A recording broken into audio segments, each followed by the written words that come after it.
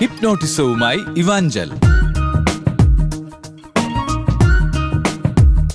तुमको पाया है तो जैसे खोया हूँ, कहना चाहूँ भी तो तुमसे क्या कहूँ, किसी ज़बान में भी वो लफ्ज़ ही नहीं कि जिनमें तुम हो क्या तुम्हें बता सकूँ.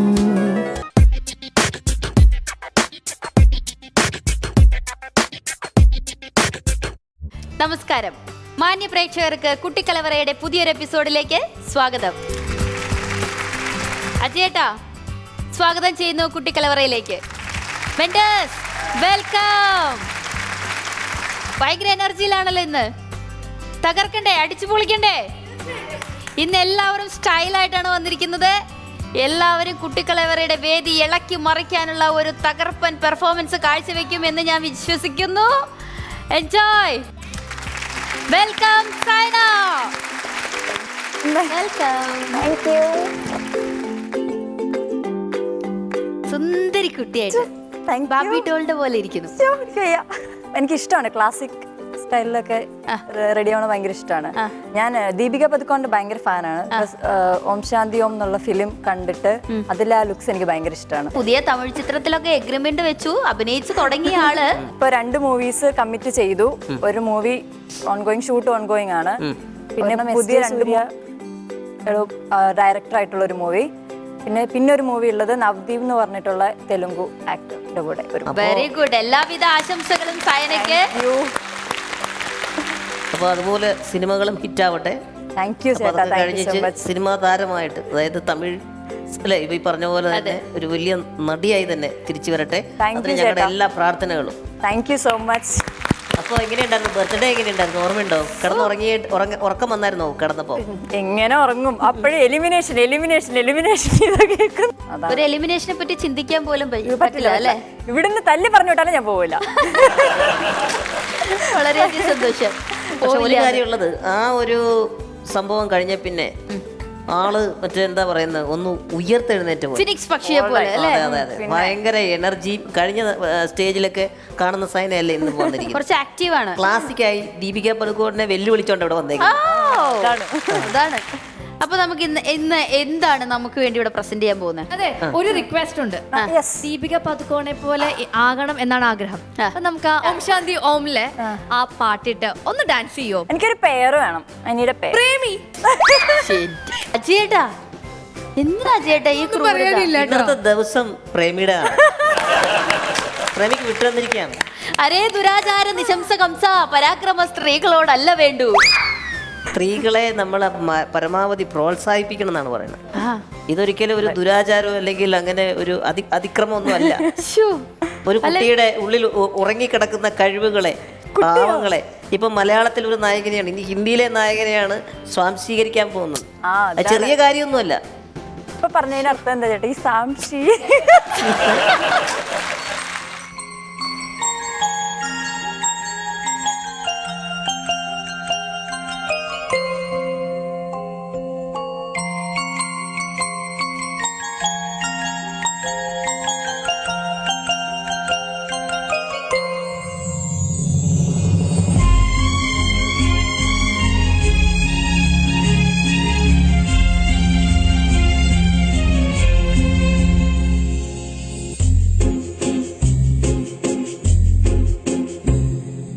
तुमको पाया है तो जैसे खोया हूँ, कहना चाहूँ भी तो तुमसे क्या कहूँ, तुमको पाया है तो जैसे खोया हूँ, कहना चाहूँ भी तो तुमसे क्या कहूँ, किसी ज़बान में भी वो लफ्ज़ ही नहीं कि जिनमें तुम हो क्या तुम्हें बता सकूँ. मैं अगर कहूँ तुम सा हंसी कायनात में नहीं है कहीं, तारीफ ये भी तो सच है कुछ भी नहीं. പ്രേമി എന്തോ ഞെട്ടിച്ച് കളഞ്ഞു. ഈ പാട്ട് ഒരു തവണ പോലും ഇടാതെ, പ്രാക്ടീസ് പോലും ചെയ്യാതെ വെറുതെ ഒരു പാട്ടിട്ട് തന്നിട്ട്, പക്ഷെ നിങ്ങൾ ഇത്രയും നന്നായിട്ട് ചെയ്യുന്നു. ഇനി നമുക്ക് കുട്ടികളെ വിളിക്കാം. കേറി വാ മക്കളെ, കേറി വാ. എങ്ങനെയുണ്ടായിരുന്നു നിങ്ങളുടെ മെന്ററിന്റെ പെർഫോമൻസ്? നല്ല കലക്കി, എന്തു പറയാനാ, അടിപൊളി. ഏഞ്ചൽ ആയിട്ട് വന്നത്. കണ്ടോ, കല്ലൂലും കൊണ്ടോ? ഞാൻ ചോദിച്ചു കല്ലൂലും പോസ് എടുത്ത് ഏഞ്ചൽ എന്നൊക്കെ പറയുമ്പോ എലിമിനേഷൻ ഓർമ്മയുണ്ടല്ലോ. നിങ്ങളോടുള്ള ചോദ്യം, ആരാണ് പൂവാലൻ? ഈ പൂവാലനെ കണ്ടാൽ നമുക്ക് എങ്ങനെ തിരിച്ചറിയാം? പാലുണ്ടോ നോക്കിയതാ, എങ്ങനെ തിരിച്ചറിയാം? ഇവാഞ്ചല് കോളേജിൽ പോവാ, അപ്പൊ ഒരു പൂവാല വരുമ്പോ എങ്ങനെ തിരിച്ചറിയും? പൂവാലെന്ന സാധനം ഈ മീൻസ് ഇങ്ങനെ ഡിസ്റ്റർബ് ഒക്കെ ചെയ്യില്ലേ? പുറകെ നടക്കണ evangel will you marry me എന്നൊക്കെ ചോദിക്കില്ലേ? കൃഷ്ണമൂർത്തിനെ പോലെ. ആ യെസ്, കൃഷ്ണമൂർത്തിനെ പോലെ ഒരു ചെറിയ പൂവാല, അതുപോലത്തെ. എങ്ങനെ തിരിച്ചറിയും? ആളിപ്പോഴും പുറകിലിങ്ങനെ വായി നോക്കിയാൽ നമുക്ക് ആളെ തിരിച്ചറിയാൻ പറ്റുമല്ലോ. ഓക്കെ, നമുക്ക് റീനയോട് ചോദിച്ചാലോ. റീന ബഷീർ. റീന ബഷീർ. റീന ചേച്ചി കോളേജിൽ പോയിട്ടുണ്ടോ? ഇതേക്കുറിച്ച് കോളേജിലോ? ആധികാരികമായിട്ട് റീന ചേച്ചിക്ക് പറയാൻ സാധിക്കും. അല്ല, ചോദിച്ചു റീന ചേച്ചി കോളേജിൽ പോയിട്ടുണ്ടോ? പോയിട്ടുണ്ടല്ലോ. പൂവാലന്മാരെയൊക്കെ പറ്റി പറയണോ? പാവം, അവരൊക്കെ ജീവിച്ചു പൊക്കോട്ടെ. ഇല്ലേ, എന്താ കുഴപ്പം? എന്താ, സുന്ദരിയായ ഒരു സ്ത്രീയെ കാണുമ്പോൾ അതൊക്കെ ഒരു മാനസിക വികാരങ്ങളല്ലേ. നമ്മൾ ഡിസ്റ്റർബ് ചെയ്യുന്നില്ലെങ്കിൽ മെന്റലി, എന്താ പറയുക, ഫിസിക്കലി നമ്മൾ ഡിസ്റ്റർബ് ചെയ്യുന്നില്ല. രണ്ടുപേർക്കും അങ്ങോട്ടും ഇങ്ങോട്ടും ഇപ്പം നമ്മൾ ഡ്രസ്സ് ചെയ്തൊക്കെ പോകുമ്പോൾ ഒരു പൂവാലിനൊക്കെ നോക്കുമ്പോൾ ചെറിയ സുഖമൊക്കെ കിട്ടാറുണ്ട്. സത്യസന്ധമായി ഞാൻ പറഞ്ഞത് ചെറിയ, പക്ഷേ പലരും പറയാൻ മടിക്കുന്ന ഒരു കാര്യമാണ്. പ്രത്യേകിച്ച് നമ്മൾ സ്കൂളിൽ പഠിക്കുമ്പോൾ, ഇപ്പോൾ തന്നെയാണെങ്കിലും ഏത് ഏജിലാണെങ്കിലും നന്നായിട്ട് വെൽ ഡ്രസ്ഡ് ആയിട്ടൊക്കെ പോകുമ്പോൾ ആരെങ്കിലും ഒക്കെ നോക്കുമ്പോൾ അതൊരു ചെറിയൊരു സന്തോഷം. ഇപ്പോഴും നമ്മൾ സ്ട്രോങ് ആണല്ലോ, കേപ്പബിൾ ആണല്ലോ എന്നുള്ള ഒരു ചെറിയ അഹങ്കാരമൊക്കെ വരുന്നൊരു കാര്യമാണ് അല്ലേ. ശരിക്കും ഈ പൂവാലന്മാരാണ് നമ്മൾ എന്താണ് എന്നുള്ളത് തെളിയിക്കുന്നത് അല്ലേ. ചേച്ചി പറഞ്ഞതിനോട് യോജിക്കുന്നുണ്ട്. കാരണം ഒരു പെണ്ണിന്റെ സ്വകാര്യ അഹങ്കാരം കൂടെ ഇന്നത്തെ കാലത്ത്. രണ്ടുപേരും നോക്കി അതിന്റെ അർത്ഥം അവൾ സുന്ദരിയാണ് എന്നാണ്. അതാണ് ഇപ്പോഴത്തെ ചേച്ചി. സർപ്രൈസുകൾക്കായി കാത്തിരിക്കുന്ന കുട്ടിക്കലവറയുടെ പ്രേക്ഷകർക്ക് ഇന്ന് ഞങ്ങൾ തരുന്ന സമ്മാനം നമ്മളുടെ കുട്ടി കാന്താരി ശിവാനിയുടെ ഒരു തകർപ്പൻ പെർഫോമൻസ്. എൻജോയ്.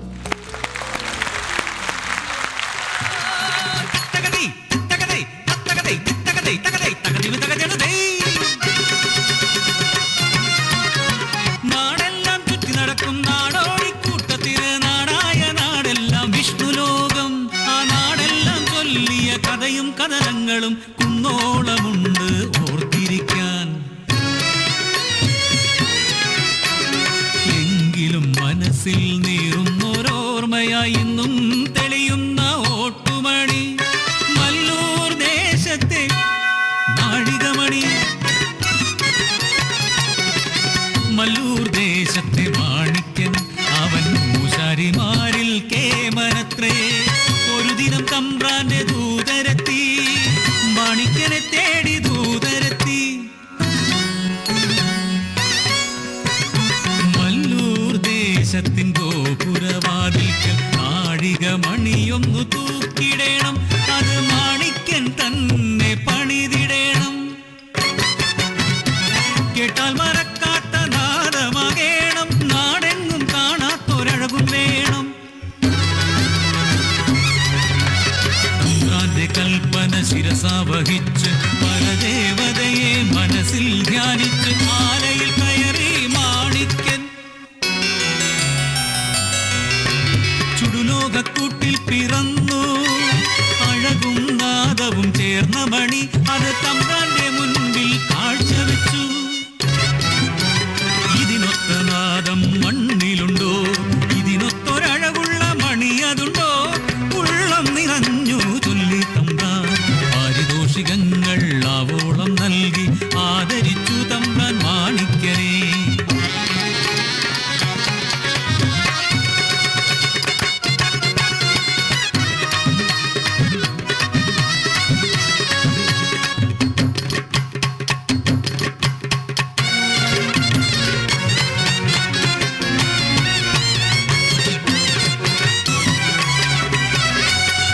അസൂയ നിറഞ്ഞു മല്ലൂരെ തമ്പ്രാന്റെ കാര്യസ്ഥന്. വിഷമുള്ള വാക്കുകൾ കാതിൽ ചൊല്ലി അവൻ തമ്പ്രാന്റെ മനസ്സിൽ വിഷം പടർത്തി. ഇതിനൊത്ത മണിയിനി പിറന്നുകൂടാ, മാണിക്കനി മണ്ണിൽ വാണുകൂടാ, കഴിവേറ്റിക്കൊല്ലണം മാണിക്കനെ.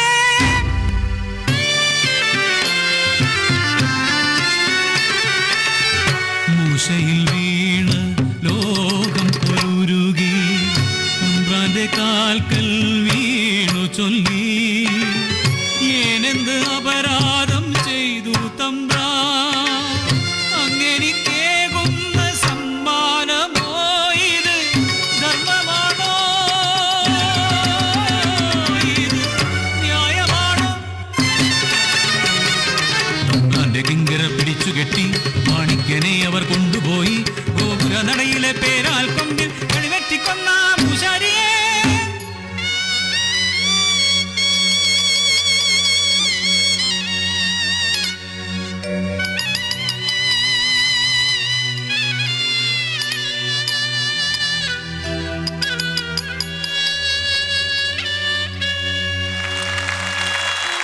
ശിവാനി, തകർപ്പൻ പെർഫോമൻസ് ആയിരുന്നു. Thank you. എനിക്ക് ഒത്തിരി ഇഷ്ടമായി. കാരണം എൻ്റെ മോള് ഇതുപോലെ ചെറുതായിരുന്നപ്പോൾ എനിക്ക് തോന്നുന്നു 3 വയസ്സ് തൊട്ട് ഡാൻസ് പഠിക്കുന്നത്. അപ്പോൾ എല്ലാ വേദികളിലും ഞാൻ കൂടെ പോവാറുണ്ട്. കലോത്സവത്തിൽ പ്രത്യേകിച്ചും ഈ നാടോടി നൃത്തം എന്ന് പറയുമ്പോൾ ഒരു വലിയ ഐറ്റം തന്നെയാണ്.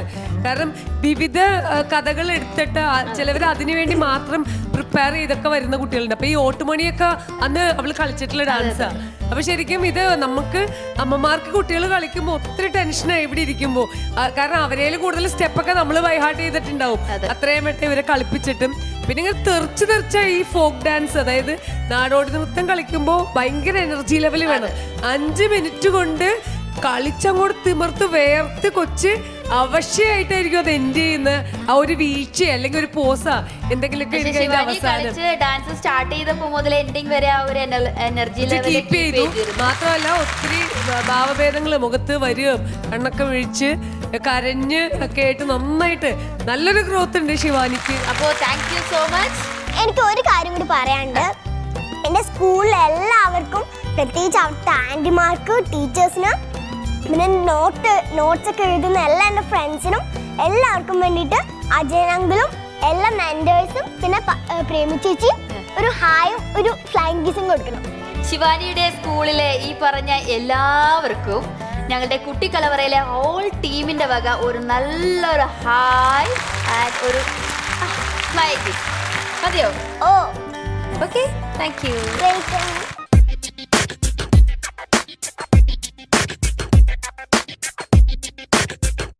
ഹിപ്നോട്ടിസവുമായി ഇവാഞ്ചൽ.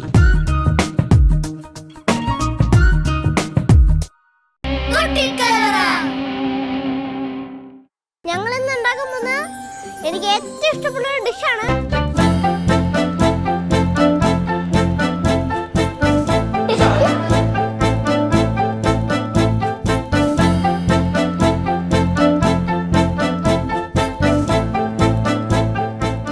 ചിക്കനിൽ ഏറ്റവും ഇഷ്ടം ഈ ചില്ലി ചിക്കനാണ്. പക്ഷേ ചില്ലി ചിക്കൻ എന്നല്ല ഇവിടെ ഉണ്ടാക്കണേ.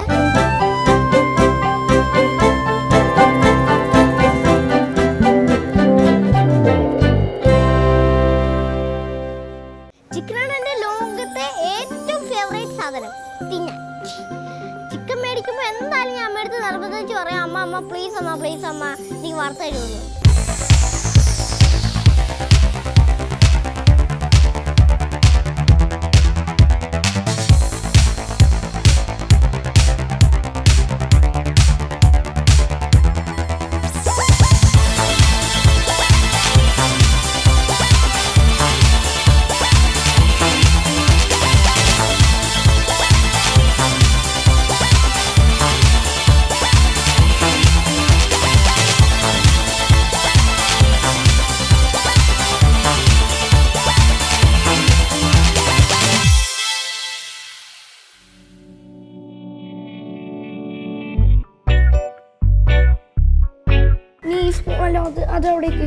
അവിടേക്ക് ഈ സ്പൂൺ വെച്ച് ഇങ്ങനെ ഇളക്കാം.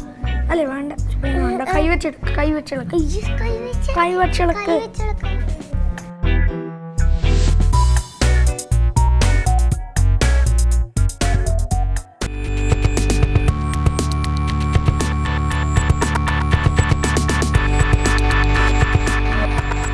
നല്ലോണം മസാജ് ചെയ്യണേ. ഇങ്ങനെ ആൾക്കാർ കൊണ്ടൊക്കെ മസാജ് ചെയ്തിട്ടുണ്ട്. ചിക്കൻ ആദ്യം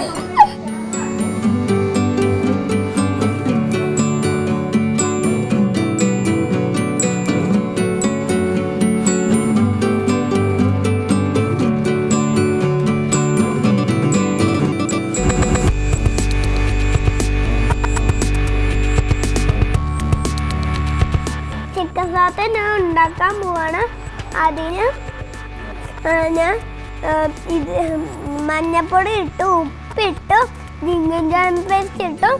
ഇനി അത് മൊത്തനും കൂടെ കുഴച്ചിട്ട് ചേട്ടന് കൊടുക്കണം.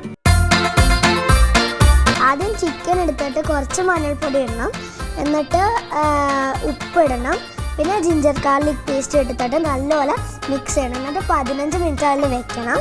നല്ലപോലെ മിക്സ് ചെയ്യണം.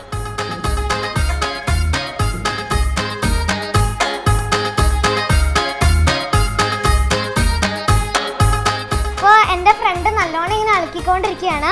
അപ്പോൾ ഞങ്ങളുടെ ഇപ്പം തന്നെ കോലിൽ കുത്താറൊക്കെ ആയി. കുറച്ചും കൂടി ഒന്ന് പിടിച്ചിട്ട് വേണം. പിന്നെ ഇതത്ര എരിവുള്ള ഡിഷൊന്നല്ല, കുട്ടികൾക്കൊക്കെ വീട്ടിലൊക്കെ ഉണ്ടാക്കാൻ പറ്റുന്നത്, നല്ലോണം കഴിക്കാൻ പറ്റുന്നൊക്കെ ഡിഷാണ്.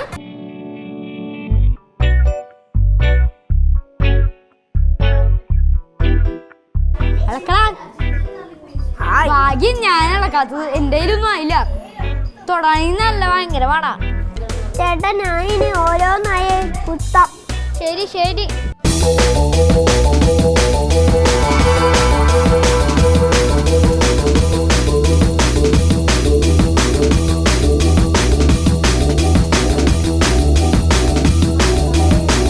നീ അപ്പം ഈ സ്റ്റിക്കിൻ്റെ അകത്ത് ചിക്കൻ ഓരോന്നും കുത്തി ഇച്ചിരി കുത്തിയാൽ മതി. ഇവിടം വരെ കുത്തിയാൽ മതി. ശകലേ കുത്താവുള്ളൂ.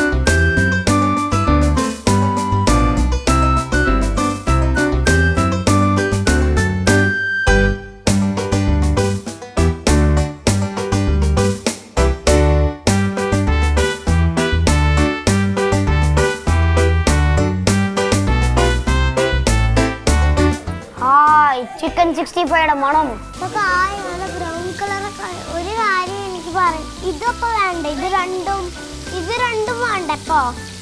അത് രണ്ടും ഓടിക്കട്ടെ.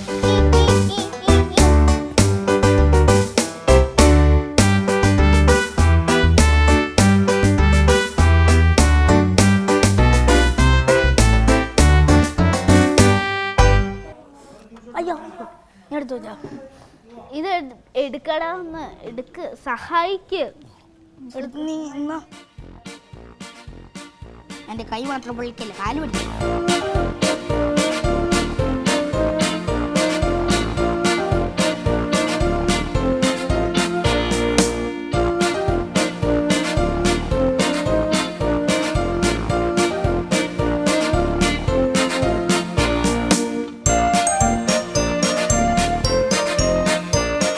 കൊള്ളാലോടാ ചേട്ടാ, കമല പോലെ ഉണ്ടല്ലോ. ഇവിടെ ഡാ വേണ്ട, ഞാൻ നിന്നേക്കാളും 3 വയസ്സ് മൂത്തതാ.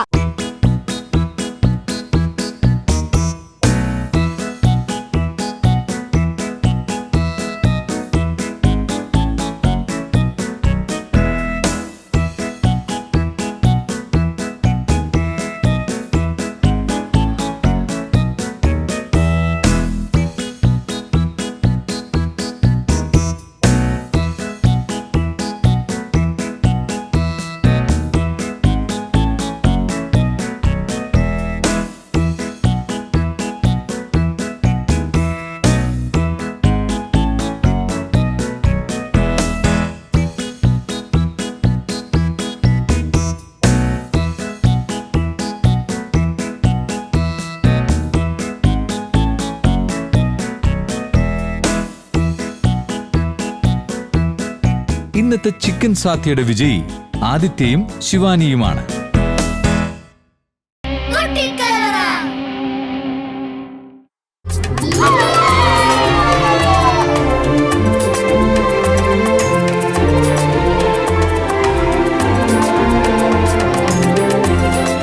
ആർത്തു വിളിക്കുന്ന കടലിനെയും തോൽപ്പിക്കുന്ന ആവേശത്തിമിർപ്പിലാണ് കുട്ടിക്കലവറയുടെ കുട്ടി വീരന്മാർ.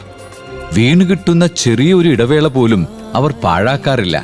കളിച്ചും ചിരിച്ചും അവർ തിമിർക്കുമ്പോൾ ഇവാഞ്ചൽ പുതിയൊരു ഭാവത്തിലെത്തിയിരിക്കുകയാണ്. ഹിപ്നോട്ടിസത്തിന്റെ പുതിയ അവസ്ഥാന്തരങ്ങളാണ് ഇനി കാണാൻ പോകുന്നത്. കുറെ നാളെ നീ ഇങ്ങനെ കുറെ സീരിയസ് ഒക്കെ ഇങ്ങനെ വെക്കാനായിട്ട് നീ ആരുടെ അടുത്തൊന്നും മിണ്ടും പറയും ഒന്നും ചെയ്യില്ലല്ലോ. ഇന്നാണ് എനിക്ക് ഇതിനെ കിട്ടിയത്. ഞാൻ നിന്നെ ഹിപ്നോട്ടൈസ് ചെയ്യാൻ പോവാ. നീ എത്ര മഞ്ചേരി ചെയ്തു എന്നെ ഹിപ്നോട്ടൈസ് ചെയ്യുന്നത് ആർക്കും പറ്റിയിട്ടില്ല. ഞാൻ ട്രൈ ചെയ്തു എത്ര ചെയ്യാൻ പറ്റും നോക്കും. കണ്ണടിക്ക.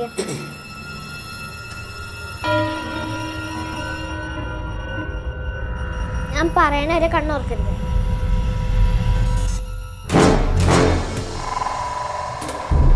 അതൊന്നും ചെയ്ത് ഭയങ്കര ഫ്രീ ആയിട്ട് കിടക്കണം.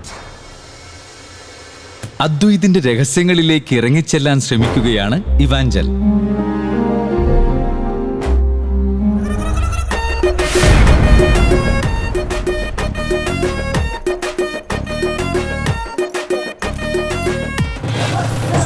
നീ അൺകോൺഷ്യസ് ആയിരിക്കുകയാണ്. നിന്റെ ശരിക്കുള്ള പേരെന്താ? രഹസ്യങ്ങളുടെ ചുരുളഴിക്കാൻ മറ്റൊരു സൈക്കാട്രിസ്റ്റും സഞ്ചരിക്കാത്ത വഴികളിലൂടെ ഒരു ഭ്രാന്തിയെ പോലെ സഞ്ചരിക്കുകയാണ് ഇവാഞ്ചൽ. സത്യമേ പറയാൻ പാടുള്ളൂ. നീ ജനിച്ചോട് നീ അനിയത്തിയോട് നീ കള്ളം പറഞ്ഞിട്ടുണ്ടോ? നിന്റെ സ്കൂളിൽ എനിക്ക് ഇഷ്ടമല്ലാത്ത ആരാ? അദ്വൈതിനെ ഹിപ്നോട്ടൈസ് ചെയ്ത് മയക്കിയ ശേഷം ഇവാഞ്ചൽ ചോദ്യം ചെയ്യാൻ ആരംഭിച്ചു. നിനക്ക് മലയാളത്തില് 3 പ്രാവശ്യം 0 കിട്ടിയിട്ടില്ലേ? ഹിപ്നോട്ടിസത്തിന്റെ അവസാനം സിനിമകളിൽ കാണുന്ന പോലെ വേക്കപ്പ് വേക്കപ്പ് എന്നൊക്കെ പറഞ്ഞു വിളിച്ചു നോക്കിയെങ്കിലും അദ്വൈത് കണ്ണു തുറന്നില്ല. ശരിക്കും ഇവിടെ നടന്നത് ഹിപ്നോട്ടിസമായിരുന്നോ അതോ അദ്വൈത് ഉറക്കപ്പിച്ചിൽ എന്തെങ്കിലും വിളിച്ചു പറഞ്ഞതാണോ? എന്തായാലും ഇവാഞ്ചലിന്റെ സൈക്കാട്രിസ്റ്റ് ട്രീറ്റ്മെന്റ് താൽക്കാലികമായി ഇവിടെ അവസാനിച്ചിരിക്കുകയാണ്.